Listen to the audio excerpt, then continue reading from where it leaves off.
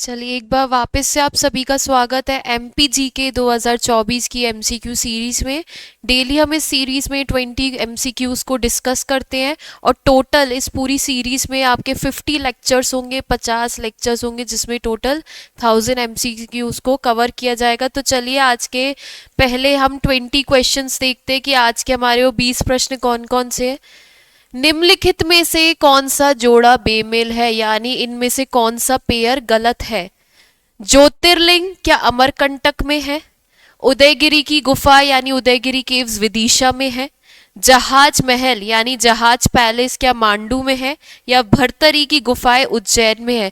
तो जो इसमें जो गलत ऑप्शन है वो है ज्योतिर्लिंग। जो ज्योतिर्लिंग है वो अमरकंटक में नहीं है। आपको मध्य प्रदेश में 2 ज्योतिर्लिंग देखने को मिलेंगे। मध्य प्रदेश में आपको 2 ज्योतिर्लिंग देखने को मिलेंगे। कहाँ कहाँ देखने को मिलेंगे? तो पहला आपको देखने को मिलेगा उज्जैन में। उज्जैन में महाकालेश्वर ज्योतिर्लिंग, उज्जैन में महाकालेश्वर ज्योतिर्लिंग। और आपको कौन सा देखने को मिलेगा? खंडवा में ओमकारेश्वर ज्योतिर्लिंग, खंडवा में ओमकारेश्वर ज्योतिर्लिंग। तो मध्य प्रदेश में टोटल 2 ज्योतिर्लिंग है। एक आपको उज्जैन में महाकालेश्वर ज्योतिर्लिंग और खंडवा में ओमकारेश्वर ज्योतिर्लिंग देखने को मिलेगा। अमरकंटक में कोई भी ज्योतिर्लिंग नहीं है। और टोटल कितने ज्योतिर्लिंग है भारत में? टोटल कितने ज्योतिर्लिंग है? 12 ज्योतिर्लिंग है, जिसमें से 2 एमपी में है, एक उज्जैन में महाकालेश्वर और दूसरा खंडवा में ओमकारेश्वर। जो उदयगिरी की गुफा है ये विदिशा में ही है। उदयगिरी केव्स आपकी विदिशा में ही है। ये गुप्ता काल से संबंधित है, गुप्ता काल से, गुप्ता पीरियड से रिलेटेड है। और इसमें आपको टोटल कितनी गुफाएं देखने को मिलेंगी? इसमें आपको टोटल कितनी केव्स देखने को मिलेंगी?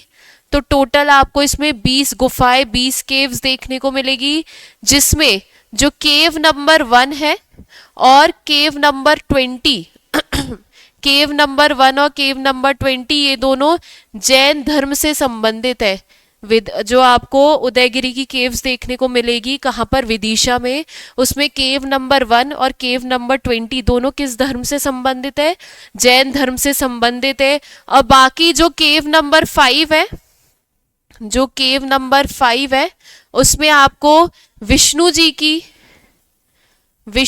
की वरा अवतार की, विष्णु जी की वरा अवतार की एक बहुत बड़ी विशाल प्रतिमा देखने को मिलेगी। एक बहुत बड़ी यानी विशाल प्रतिमा देखने को मिलेगी। तो ये कुछ मेन पॉइंट्स थे कि उदयगिरी की केव्स कहाँ पर है? विदिशा में। ये गुप्ता पीरियड से रिलेटेड है, गुप्त काल की गुफाएं हैं। टोटल कितनी केव्स है यहाँ पर? 20 केव्स है, जिसमें से केव नंबर 1 और केव नंबर 20 दोनों जैन धर्म से संबंधित है। और केव नंबर 5 में आपको विष्णु जी की वरा अवतार की एक विशाल मूर्ति यानी उनका स्टैच्यू देखने को मिलेगा। उसके बाद जो जहाज महल है ये कहाँ पर है? मांडू। कहाँ आता है ये? धार में आता है। कहाँ आता है? धार में आता है। ये महल कब बनवाया गया था? तो गयासुद्दीन तुगलक के समय, गयासुद्दीन खिलजी के समय बनवाया गया था। कब बनवाया गया था? गयासुद्दीन खिलजी के समय ये महल बनवाया गया था। कहाँ पर है? मांडू, धार में है। किसके टाइम पीरियड पे बनवाया गया था? गयासुद्दीन खिलजी के समय। और भरतरी की गुफाएं, भरतरी की केव्स ये आपको उज्जैन में ही देखने को मिलेगी। कहाँ पर देखने को मिलेगी? उज्जैन में। और भरतरी की गुफाएं किसने बनवाई थी? परमार राजाओं ने, परमार राजाओं ने ये गुफा बनवाई थी। भरतरी की गुफा किसने बनवाई थी? परमार राजाओं ने, परमार किंग्स ने बनवाई थी।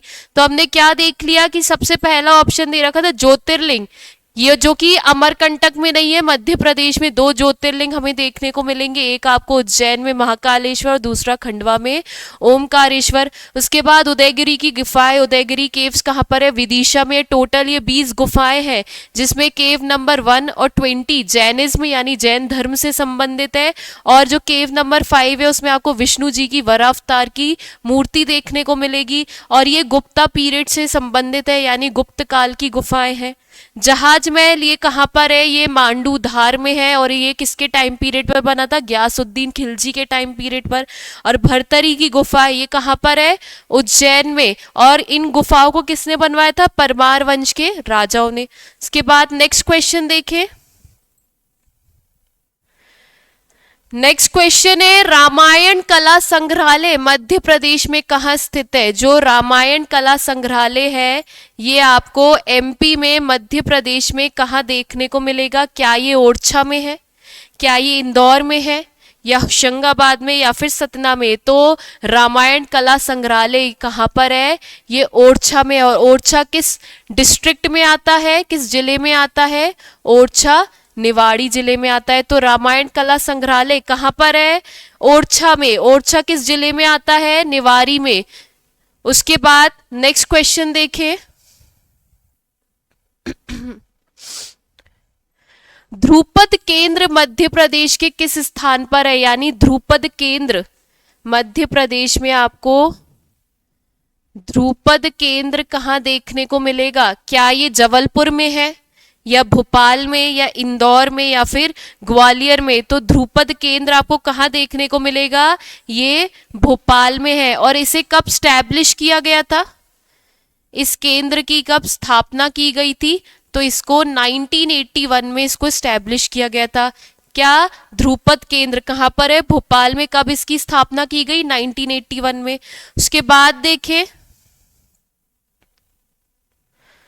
इसके बाद नेक्स्ट क्वेश्चन है, भारत भवन के वास्तुकार कौन है? यानी भारत भवन के आर्किटेक्ट कौन है? भारत भवन के आर्किटेक्ट कौन है? क्या चार्ल्स बेबेज है, या फिर चार्ल्स कोरिया, या फिर विक्टोरिया, या फिर इनमें से कोई नहीं? तो भारत भवन के जो आर्किटेक्ट वास्तुकार थे वो थे चार्ल्स कोरिया। कौन थे? चार्ल्स कोरिया, भारत भवन के वास्तुकार। और भारत भवन आपको कहाँ देखने को मिलेगा? तो ये आपको भोपाल में देखने को मिलेगा। कब इसकी स्थापना की गई थी? भारत भवन की भोपाल में कब स्थापना की गई थी वो भी जान लीजिए। 13 फरवरी 1982 में। किसने इसकी स्थापना की थी? तो इंदिरा गांधी ने। इंदिरा गांधी ने इसकी स्थापना की थी। भारत भवन कहाँ पर है?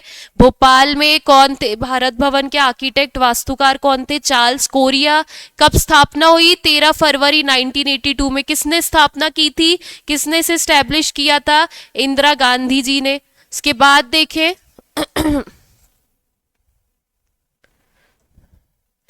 मध्य प्रदेश उच्च न्यायालय यानी मध्य प्रदेश हाई कोर्ट जबलपुर में। हम सब जानते हैं मध्य प्रदेश का हाई कोर्ट उच्च न्यायालय कहाँ है? जबलपुर में।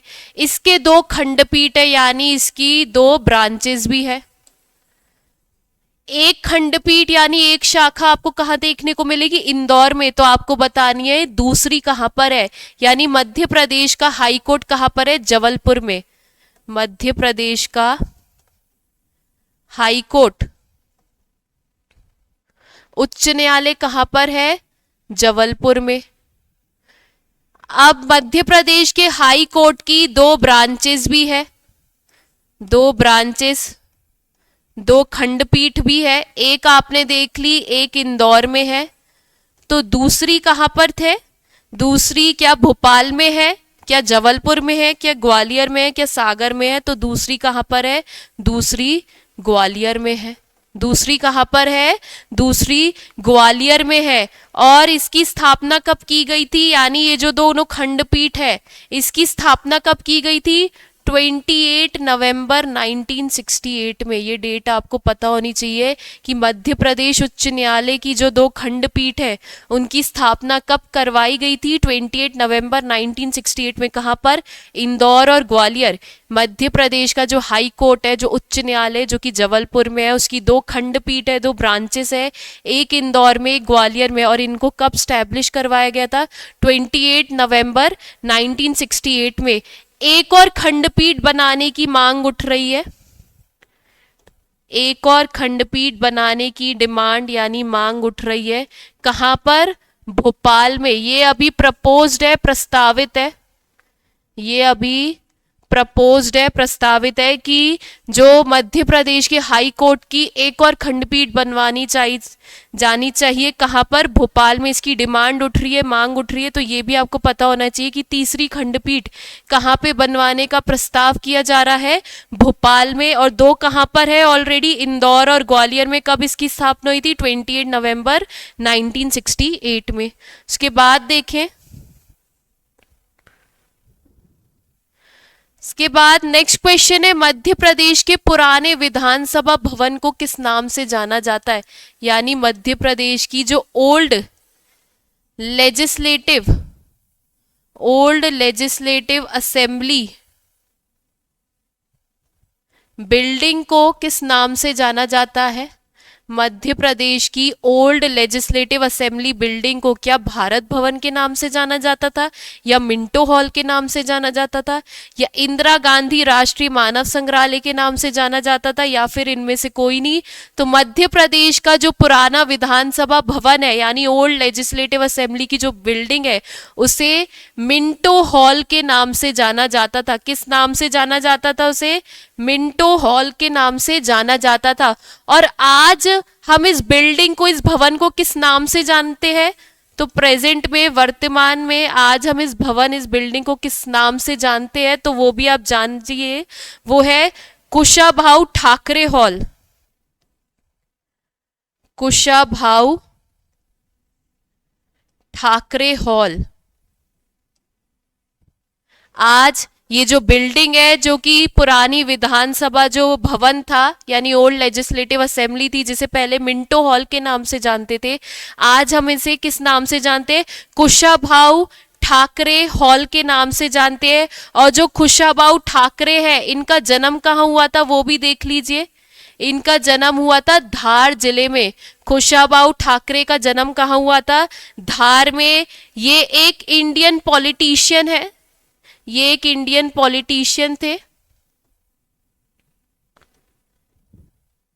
बीजेपी पार्टी से। ये एक इंडियन पॉलिटिशियन थे बीजेपी पार्टी से। तो ये चीज आपको पता होनी चाहिए कि मध्य प्रदेश के जो पुराना विधानसभा भवन था उसे पहले मिंटो हॉल के नाम से जानते थे, और आज इस बिल्डिंग को, आज इस भवन को हम कुशाभाऊ ठाकरे हॉल के नाम से जानते हैं।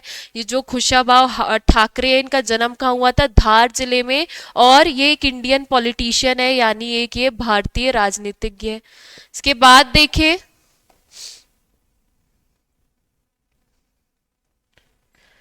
प्राकृतिक गैस यानी नेचुरल गैस पर आधारित देश का प्रथम उर्वरक संयंत्र, यानी देश का फर्स्ट फर्टिलाइजर प्लांट, उर्वरक संयंत्र यानी फर्टिलाइजर प्लांट मध्य प्रदेश के विजयपुर नामक स्थान में स्थित है। अब ये विजयपुर बताना है किस जिले में आता है? क्या ये सीहोर में आता है, या राजगढ़ में, या गुना में, या फिर शाजापुर में? तो जो विजयपुर आता है ये किस जिले में आता है? गुना डिस्ट्रिक्ट में। तो देश का पहला यानी कंट्रीज फर्स्ट फर्टिलाइजर प्लांट, देश का पहला उर्वरक संयंत्र कहां पर स्थापित किया गया? विजयपुर में। कहां पर?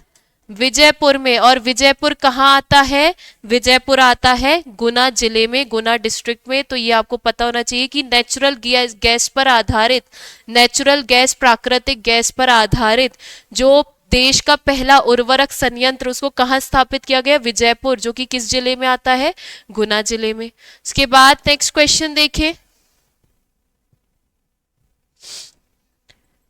मध्य प्रदेश में किस प्रकार के वन पाए जाते हैं? यानी मध्य प्रदेश में आपको किस टाइप के फॉरेस्ट देखने को मिलेंगे? क्या उष्ण कटिबंधीय मानसूनी वन देखने को मिलेंगे, या उष्ण कटिबंधीय कटीले वन देखने को मिलेंगे, या फिर उष्ण कटिबंधीय सदाबहार वन देखने को मिलेंगे, या फिर उपोष्ण पर्वतीय वन? तो मध्य प्रदेश में हमें कैसे फॉरेस्ट देखने को मिलेंगे? उष्ण कटिबंधीय मानसूनी वन, ट्रॉपिकल मॉनसून फॉरेस्ट हमें मध्य प्रदेश में देखने को मिलेंगे। कैसे? उष्ण कटिबंधीय मॉनसूनी वन, ट्रॉपिकल मॉनसून फॉरेस्ट हमें एमपी में देखने को मिलेंगे। अब हम देख लेते हैं कि जो 2021 में अभी तक उसके बाद कोई भी फॉरेस्ट रिपोर्ट नहीं रिलीज की गई है। 2021 में जो फॉरेस्ट रिपोर्ट आई थी मध्य प्रदेश स्टेट की, 2021 में जो फॉरेस्ट रिपोर्ट आई थी उसमें मध्य प्रदेश में कितना एरिया, कितना फॉरेस्ट एरिया रिकॉर्ड किया गया है? मध्य प्रदेश में कितना फॉरेस्ट एरिया रिकॉर्ड किया गया है, तो वो भी आप लोग देख लीजिए कि मध्य प्रदेश में कितना फॉरेस्ट एरिया रिकॉर्ड किया गया है। 94,689 किलोमीटर स्क्वायर, यानी 2021 में जो फॉरेस्ट रिपोर्ट आई थी उसके अकॉर्डिंग मध्य प्रदेश में कितना फॉरेस्ट एरिया रिकॉर्ड किया गया है?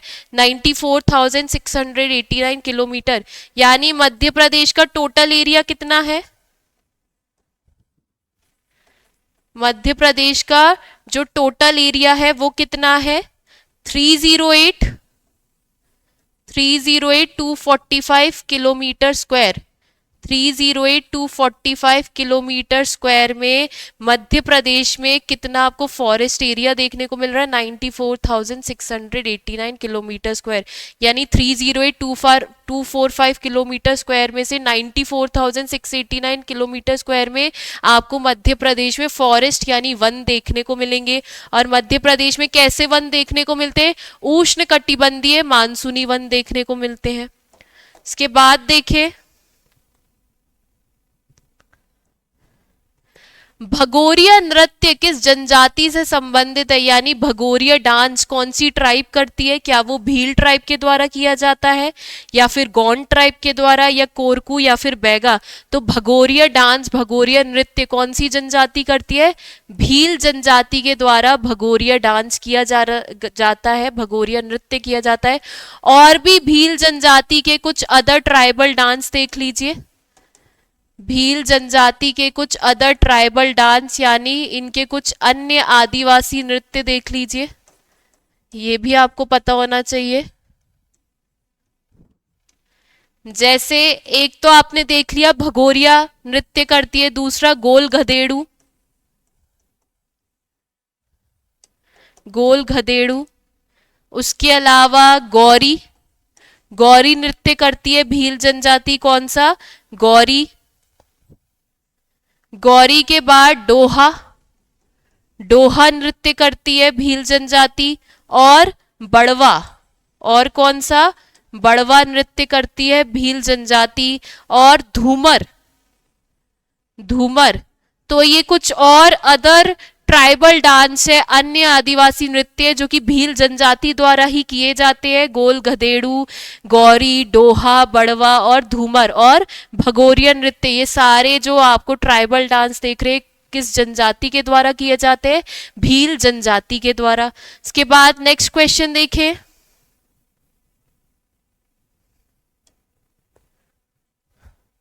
मध्य प्रदेश में सांची का स्तूप किस जिले में स्थित है? यानी जो सांची स्तूप है वो मध्य प्रदेश के विदिशा डिस्ट्रिक्ट में है, या रायसेन में, या राजगढ़ में, या फिर सीहोर में? तो सांची स्तूप किस जिले में है? सांची स्तूप रायसेन जिले में है, रायसेन डिस्ट्रिक्ट में है। सांची स्तूप किसने बनवाया था? तो एम्परर अशोका ने, सम्राट अशोक ने सांची का स्तूप बनवाया था। सम्राट अशोक ने सांची का स्तूप बनवाया था। और 1989 में यूनेस्को की विश्व धरोहर स्थल सूची में यानी वर्ल्ड हेरिटेज साइट, विश्व धरोहर सूची में यानी वर्ल्ड हेरिटेज साइट में 1989 में यूनेस्को की वर्ल्ड हेरिटेज साइट में सांची स्तूप को लिस्टेड किया गया था। सांची स्तूप को लिस्टेड किया गया था। तो ये आपको पता होना चाहिए कि सांची स्तूप को कब यूनेस्को की विश्व धरोहर स्थल सूची में सूचीबद्ध किया गया था, लिस्टेड किया गया था 1989 में। किसने बनवाया था? सम्राट अशोक ने। कहां पर है सांची स्तूप? तो ये आपको रायसेन में देखने को मिलेगा। उसके बाद कुछ सांची के कुछ अदर नेम्स देख लीजिए। सांची को कुछ अलग, जो इसके एशियन नेम्स थे, जो इसके प्राचीन नाम थे, वो देख लीजिए।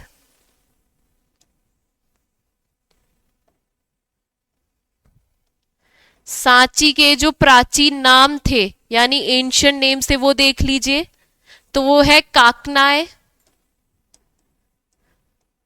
सांची को किन किन नामों से जाना जाता है? काकनाय। उसके बाद है बेदिसगिरी।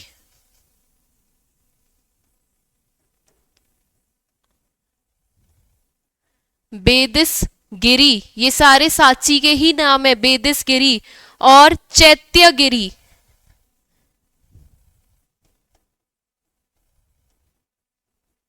इन नामों से भी सांची को जाना जाता था। तो ये सांची के प्राचीन नाम में क्या क्या? काकनाय, बेदिसगिरी और चैत्यगिरी। उसके बाद नेक्स्ट क्वेश्चन देखिए।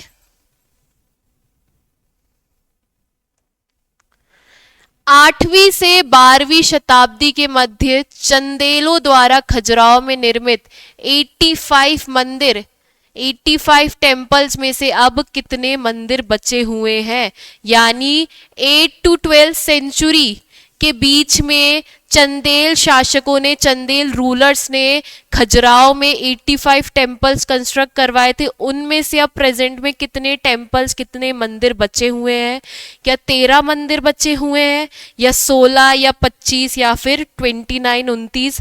तो अब सिर्फ 25 मंदिर ही बचे हुए हैं। कितने? सिर्फ 25 मंदिर ही बचे हुए हैं। और यहाँ पर आपको हिंदू और जैन धर्म से संबंधित मंदिर देखने को मिलेंगे। किन धर्म से? हिंदू और जैन धर्म से संबंधित मंदिर आपको कहां देखने को मिलेंगे? खजुराहो में।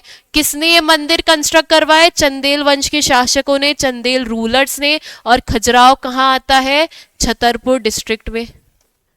खजुराहो कहां आता है? खजुराहो आता है छतरपुर डिस्ट्रिक्ट में। कब ये मंदिर बने थे? 950 एडी से 1050 एडी तक के बीच में। ये मंदिर कब बनवाए थे चंदेल शासकों ने? खजुराहो में 950 एडी से लेकर 1050 एडी यानी 950 ईस्वी से लेकर 1050 ईस्वी के बीच में इन्होंने ये मंदिर बनवाए थे। तो आपको पता होना चाहिए खजुराहो किस जिले में आता है? छतरपुर में। खजुराहो के जो 85 मंदिर थे वो कौन से वंश के शासकों ने बनवाए थे? चंदेल शासकों ने, चंदेल रूलर्स ने। और इन्होंने टोटल 85 मंदिर, टेम्पल्स बनवाए थे, जिनमें से अब 25 ही बचे हैं। और ये इसमें आपको हिंदू और जैन धर्म के मंदिर देखने को मिलेंगे। इसके बाद देखें,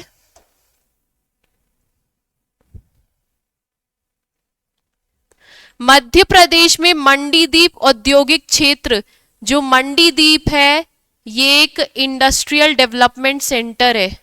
मंडीदीप क्या है? ये इंडस्ट्रियल डेवलपमेंट सेंटर है। तो आपको ये बताना है कि मंडीदीप कहाँ है। मंडीदीप जो है एक इंडस्ट्रियल डेवलपमेंट सेंटर है, औद्योगिक विकास केंद्र है। क्या ये रायसेन जिले में आता है, या भोपाल में, या जबलपुर में, या फिर विदिशा में? तो मंडीदीप कहाँ आता है? रायसेन डिस्ट्रिक्ट में, रायसेन जिले में। इसके बाद देखें,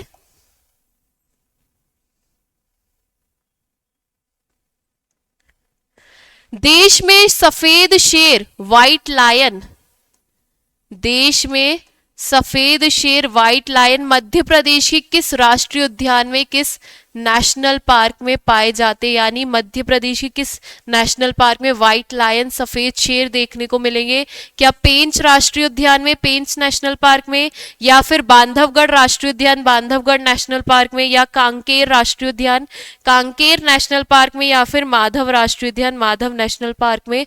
तो आपको सफेद शेर, white lion Bandhavgarh national park में देखने को मिलेगा। और ये किस जिले में आता है बांधवगढ़ राष्ट्रीय उद्यान? तो ये उमरिया डिस्ट्रिक्ट में है। बांधवगढ़ राष्ट्रीय उद्यान को कब बनवाया गया था? 1968 में ये राष्ट्रीय उद्यान की स्थापना की गई थी। और इसे टाइगर प्रोजेक्ट में, कब शामिल किया गया था? जो बांधवगढ़ राष्ट्रीय उद्यान है इसे टाइगर प्रोजेक्ट में कब इंक्लूड किया गया था? 1994 में। कब?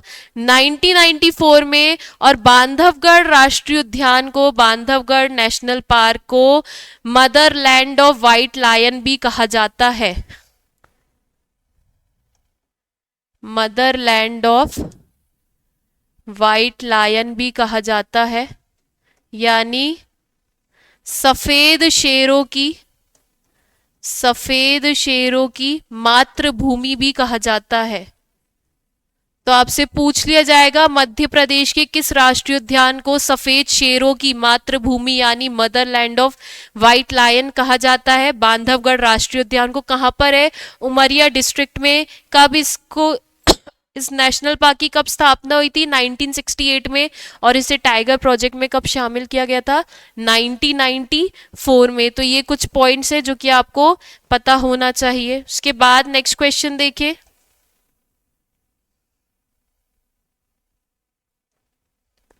मध्य प्रदेश की प्रथम महिला न्यायाधीश का नाम क्या है? यानी मध्य प्रदेश की फर्स्ट फीमेल जज कौन थी? उनका नाम बताना है। क्या वो सरोजनी सक्सेना है, या उमा भारती, या सरला ग्रेवाल, या फिर इनमें से कोई नहीं? तो मध्य प्रदेश की पहली महिला न्यायाधीश, फर्स्ट फीमेल जज है सरोजनी सक्सेना। कौन है? सरोजनी सक्सेना। याद रखना, अभी तक मध्य प्रदेश की कोई भी महिला मुख्य न्यायाधीश यानी चीफ जस्टिस नहीं रही है। ये पहली महिला न्यायाधीश है, जज, जो कि कौन है? सरोजनी सक्सेना। अभी तक एमपी के हाई कोर्ट की कोई भी महिला चीफ जस्टिस यानी महिला मुख्य न्यायाधीश नहीं बनी है। इसके बाद देखें,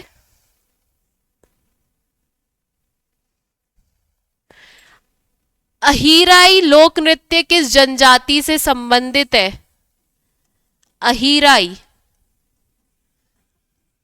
अहिराई लोक नृत्य यानी जो अहिराई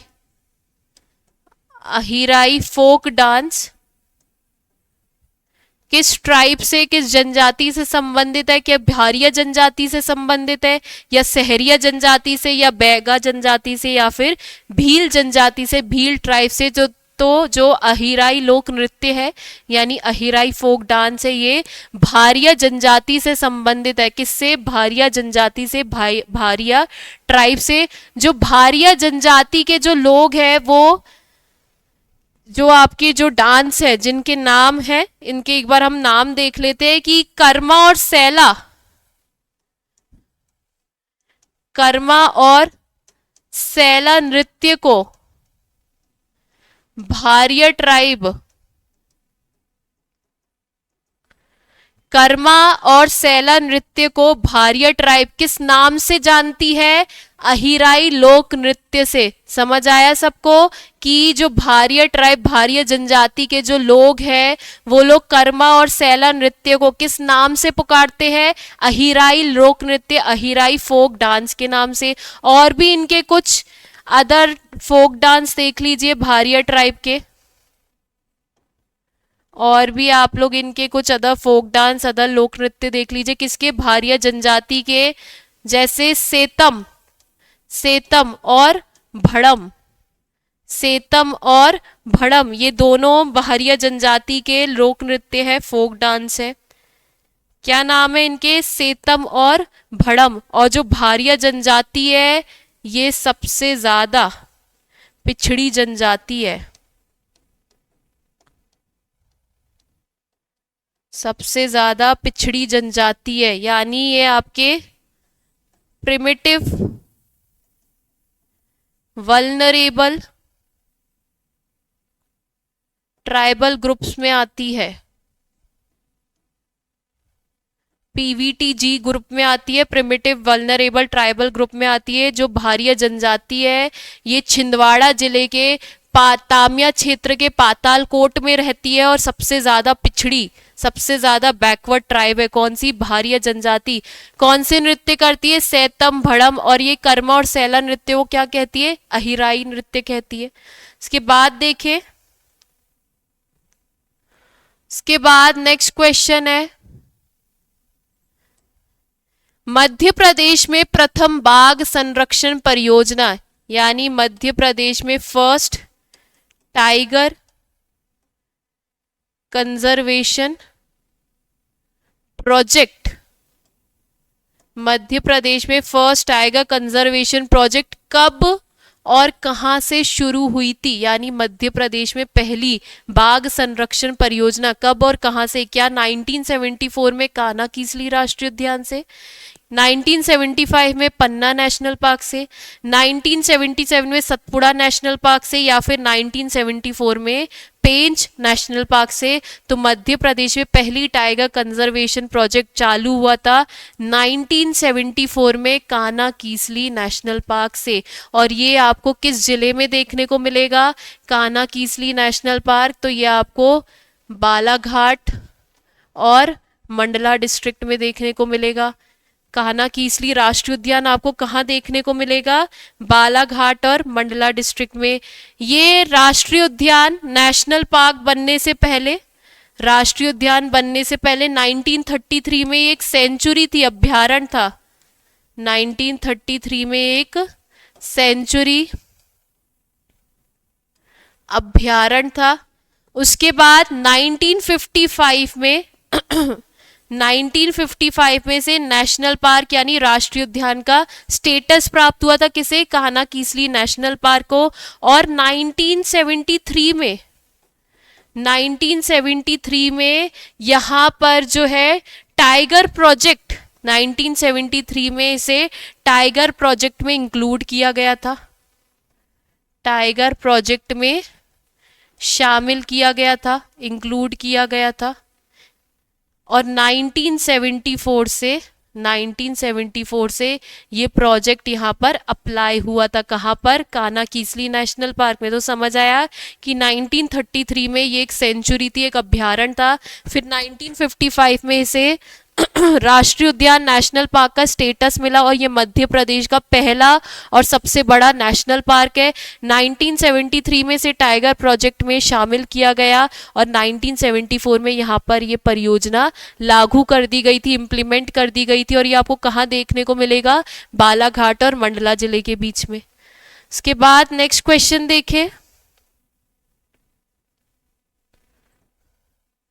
निम्न में से कौन सा जोड़ा सम्मिलित नहीं है, यानी इनमें से कौन सा पेयर गलत है? क्या देवास से इंद्रावती नदी निकलती है, उज्जैन से शिप्रा नदी निकलती है, विदिशा से बेतवा नदी निकलती है, पचमढ़ी से तवा नदी निकलती है?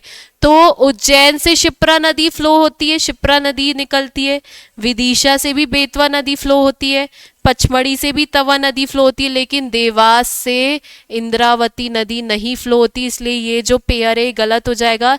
देवास से कौन सी नदी निकलती है? देवास से काली सिंध नदी निकलती है। देवास से कौन सी नदी निकलती है? काली सिंध। और काली सिंध नदी का ओरिजिन, उद्गम देवास के बागली गांव से होता है। काली सिंध नदी का उद्गम ओरिजिन कहाँ से होता है? देवास के बागली गांव से इस नदी का उद्गम होता है। और इस नदी की लंबाई कितनी है? इस नदी की लेंथ कितनी है? 150 किलोमीटर। इस नदी की लंबाई यानी लेंथ कितनी है? 150 किलोमीटर। और ये जो काली सिंध नदी है ये राजस्थान में जाकर चंबल नदी में मिल जाती है। राजस्थान में जाकर चंबल रिवर में मिल जाती है। यानी जो काली सिंध है किस नदी की ट्रिब्यूटरी है? तो ये है चंबल नदी, चंबल रिवर की ट्रिब्यूटरी है। उसके बाद देखें नेक्स्ट क्वेश्चन।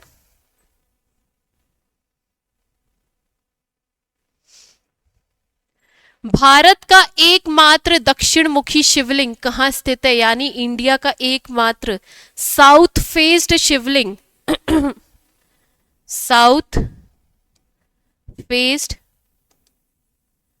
शिवलिंग कहां पर है? क्या वो उज्जैन में है, ओमकारेश्वर, ओरछा या फिर होशंगाबाद? तो भारत का एकमात्र दक्षिण मुखी शिवलिंग यानी साउथ फेस शिवलिंग उज्जैन में जो महाकालेश्वर ज्योतिर्लिंग है,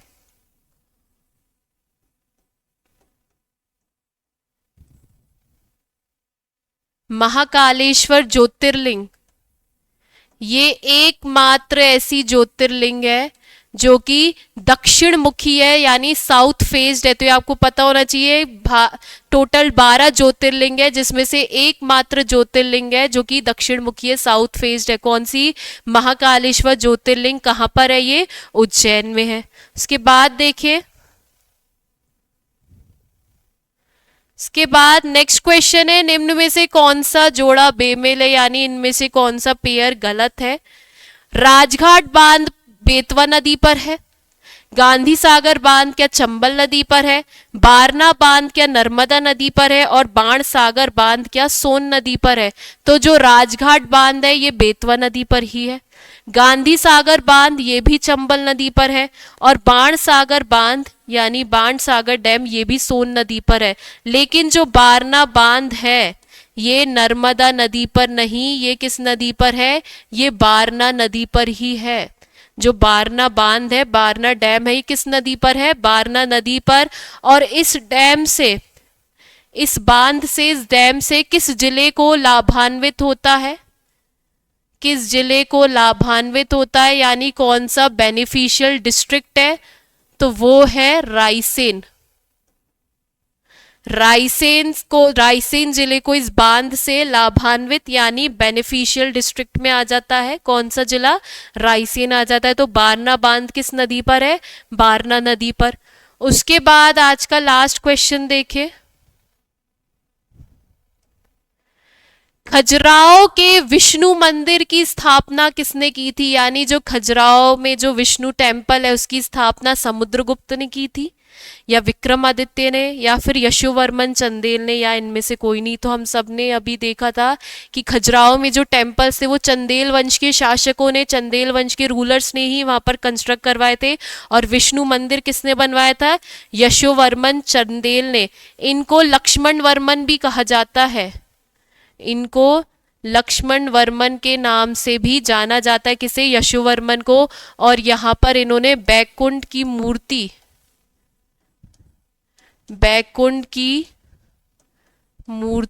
स्थापित करवाई थी। बैकुंठ की मूर्ति स्थापित करवाई थी। कहाँ पर? विष्णु टेम्पल में, विष्णु मंदिर में, जो कि कहाँ पर है? खजुराहो। खजुराहो कहाँ आता है? छतरपुर जिले में। किसने बनवाई? यशोवर्मन चंदेल, जो कि चंदेल शासक है, चंदेल रूलर है, और इन्हें लक्ष्मण वर्मन भी कहा जाता है। तो ये आज के आपके 20 क्वेश्चंस थे। आई होप आपको ये सारे क्वेश्चंस अच्छे लगे हो। अब आपसे मिलेंगे नेक्स्ट लेक्चर में।